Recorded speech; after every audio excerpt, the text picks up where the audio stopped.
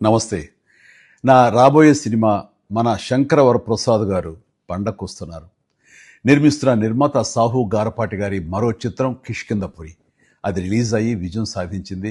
ఆ సినిమా చూసిన నాకు ఒక మంచి ప్రయత్నం చేశాడనిపించింది. అందుకుగాను ఆ చిత్ర దర్శక నిర్మాతలతో పాటు ఆ చిత్రంలో పనిచేస్తున్న నటీనటులకు అలాగే మిగతా క్రూ అందరికీ నా శుభాభినందనలు. సాధారణంగా హారర్ సినిమాలంటే భయాన్ని ఎలివేట్ చేస్తూ ఒక దెయ్యం కథ చెప్పడం జరుగుతుంది. కానీ 'కిష్కింధపురిలో' హారర్‌తో పాటు ఒక మంచి సైకలాజికల్ పాయింట్‌ను కూడా యాడ్ చేసి చెప్పడం చాలా బాగుంది.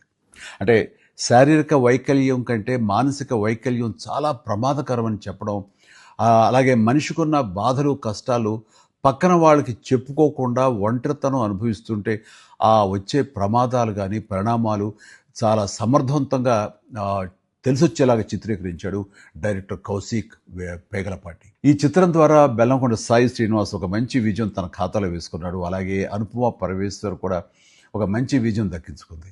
మ్యూజిక్ డైరెక్టర్ చేతన్ భరద్వాజ్ తన పనితనం బాగా చూపించాడు.